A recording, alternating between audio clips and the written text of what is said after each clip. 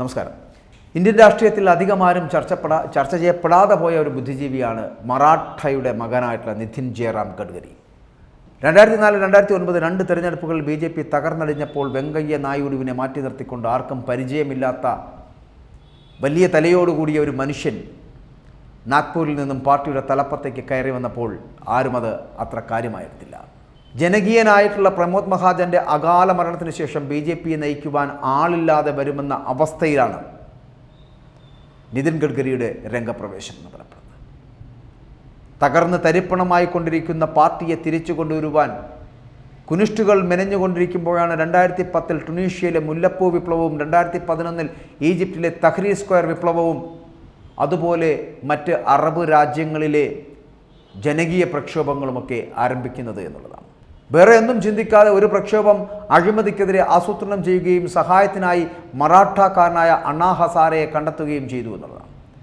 15 വർഷക്കാലമായി ഡൽഹിയെ അടക്കി വാണിരുന്ന ഷീലാ ദീക്ഷിത് പകച്ചുപോയ നിമിഷങ്ങൾ ആയിരുന്നു പിന്നീട് ഡൽഹിയിൽ നമ്മൾ അരങ്ങേറിക്കൊണ്ടിരുന്നത് കണ്ടത് എന്നുള്ളതാണ്. ഒന്നിനുമേലെ ഒരു തള്ളെന്നോണം 2012 ഡിസംബർ 16 രാത്രി സാകേതിലെ PVR സെലക്ട് സിറ്റി വാക്കിൽ ലൈഫ് ഓഫ് പൈ എന്ന സിനിമ കണ്ടു കഴിഞ്ഞ് നിർഭയ എന്ന യുവതി തൻ്റെ കൂട്ടുകാരനുമായി ഓട്ടോറിക്ഷയിൽ മുനീർക്ക ബസ് സ്റ്റാൻഡിലെത്തുകയും അവിടെ നിന്നും ദ്വാരകയിലേക്ക് പോകുന്ന മിനി ബസ്സിൽ കയറുകയും ചെയ്തു. ഡ്രൈവർ അടക്കം 6 പേരുണ്ടായിരുന്നു. ബസ്സിലെ ഏറ്റവും പ്രായം കുറഞ്ഞ പയ്യൻ എല്ലാവരിൽ നിന്നും 10 രൂപ വീതം ഈടാക്കുകയും ചെയ്തു. ബസ്സിനുള്ളിൽ നിർഭയയും കൂട്ടുകാരനും ഒന്നിച്ചിരുന്ന് സംസാരിച്ചുകൊണ്ട് യാത്ര തുടർന്നു. ഇത് കണ്ട ക്രിമിനലുകളായ ബസ് ജീവനക്കാർ ബസ്സിനെ ഉൾറോഡിലേക്ക് തിരിച്ചുവിട്ടു. പിന്നീട് ചോദ്യം ചെയ്ത കൂട്ടുകാരനെ കെട്ടിയിടുകയും ജ്യോതി സിംഗിനെ വളരെ ക്രൂരമായി ബലാത്സംഗം ചെയ്ത് കൊലപ്പെടുത്തുകയും ചെയ്തു. അതൊരു പ്രക്ഷോഭമാക്കാൻ പ്രതിപക്ഷത്തെ ബുദ്ധികേന്ദ്രങ്ങൾ തീരുമാനിച്ചു എന്നുള്ളതാണ്. അന്നത്തെ പ്രക്ഷോഭത്തിലേക്ക് അണ്ണാ ഹസാരയെ പിന്തുണയ്ക്കുവാൻ കിരൺ ബേദിയും പ്രശാന്ത് ഭൂഷണും സഹോദരനും സകലമാന സാഹിത്യ സാംസ്കാരിക നേതാക്കളും അണിനിരന്നപ്പോൾ നിതിൻ ഗഡ്കരി അതിന് ചുക്കാൻ പിടിക്കുകയും ചെയ്തു എന്നുള്ളതാണ്.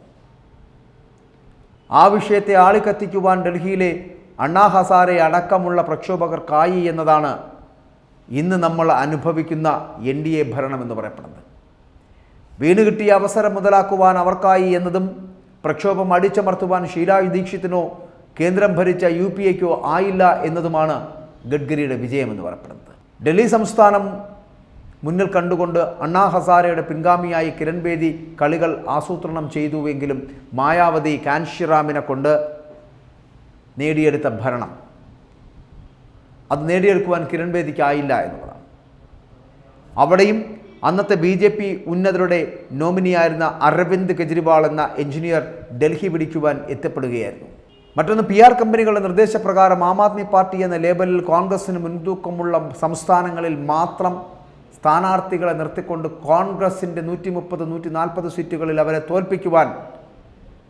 തോൽപ്പിക്കുവാൻ സാധിക്കുമാർ അവരെ വളർത്തിയതും ഈ നിതിൻ ഗഡ്കരി അടക്കമുള്ളവരുടെ തലയിൽ ഉദിച്ച മറ്റൊരാശയമായിരുന്നു എന്നുള്ളതാണ്. 2009 ലോക്സഭാ തിരഞ്ഞെടുപ്പിൽ ഉത്തർപ്രദേശിൽ 22 സീറ്റുകൾ നേടിയെടുക്കുവാൻ കോൺഗ്രസിനെ സഹായിച്ചത് മുൻ ഇന്ത്യൻ ക്രിക്കറ്റ് ക്യാപ്റ്റനായിരുന്ന അസറുദ്ദീൻ്റെ സാന്നിധ്യമായിരുന്നു എന്നുള്ളതാണ്. മൊറാദാബാദിൽ നിന്നും ജയിച്ചു കയറിയ അസറുദ്ദീൻ കോൺഗ്രസിനായി നല്ല രീതിയിൽ പ്രചാരണം നടത്തുകയും ചെയ്തു ഉത്തർപ്രദേശിൽ. അങ്ങനെ 22 സീറ്റുകൾ അവിടെ നേടിയെടുക്കാൻ കഴിയും. പക്ഷേ ഇക്കാര്യം മനസ്സിലാക്കിയ ഗഡ്കരി അസറുദ്ദീൻ്റെ പ്രതിച്ഛായ തകർക്കുവാൻ മറാഠക്കാരനായ വിനോദ് കാംബ്ലിയെ രംഗത്തിറക്കുകയും 1996 ലോകകപ്പിൽ ശ്രീലങ്കയ്ക്കെതിരെ കൽക്കട്ടയിലെ ഈഡൻ ഗാർഡൻസിൽ അസറുദ്ദീൻ മാച്ച് ഫിക്സിംഗ് നടത്തി എന്ന പേരിൽ പത്രസമ്മേളനം വിളിച്ചുകൂട്ടുകയും ചെയ്തു എന്നുള്ളതാണ്. ഉത്തർപ്രദേശിൽ അതൊരു കൊടുങ്കാറ്റാക്കി മാറ്റുവാൻ നിതിൻ ഗഡ്കരിക്കായി എന്നതാണ് സത്യവും വസ്തുതയും.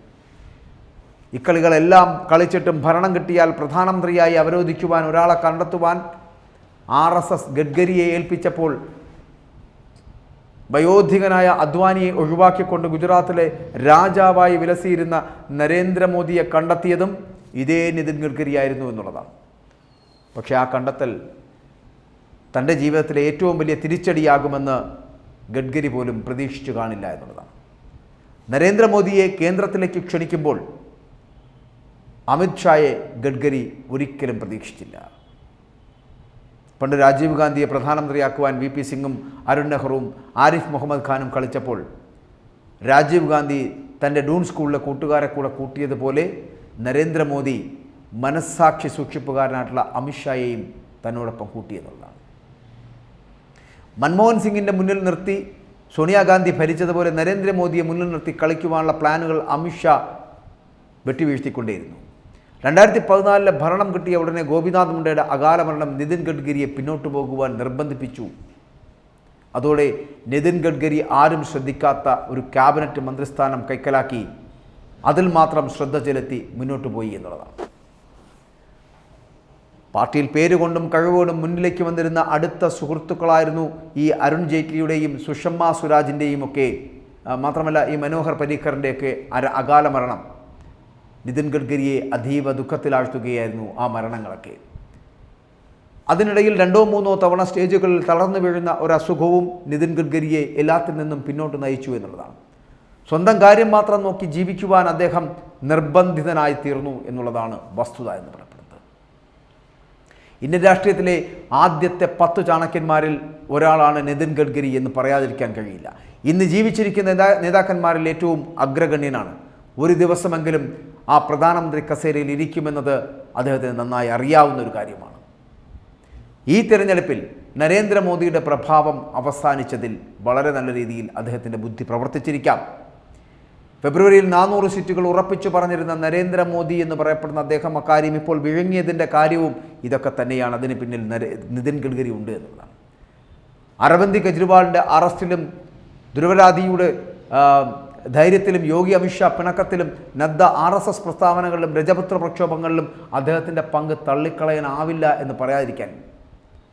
തയ്യാറെടുപ്പിനായി ഇന്ത്യയിലെ എല്ലാ പാർട്ടിയിലെയും മുഖ്യമന്ത്രിമാരുമായി നല്ല അടുപ്പം സ്ഥാപിക്കുവാനും അദ്ദേഹം മറന്നിട്ടില്ല എന്നുള്ളതാണ്.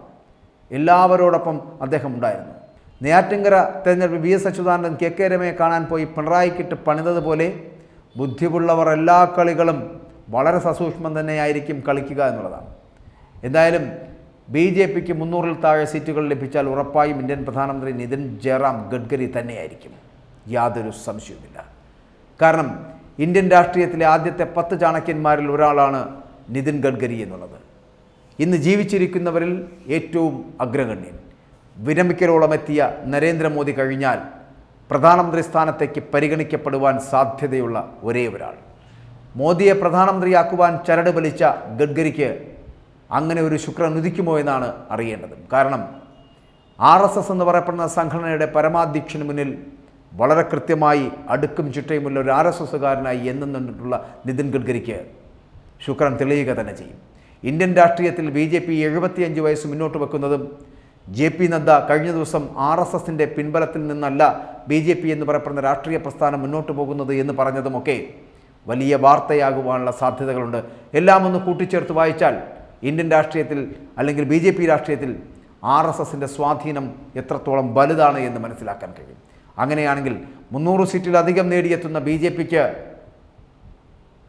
നരേന്ദ്രമോദി എന്ന് പറയപ്പെടുന്ന പ്രധാനമന്ത്രിക്കപ്പുറം നിതിൻ ഗഡ്കരി എന്നുള്ള പ്രധാനമന്ത്രിയെ കൂടി കാണേണ്ടി വരും എന്നുള്ളതാണ് ഇന്ത്യയുടെ പ്രതീക്ഷ.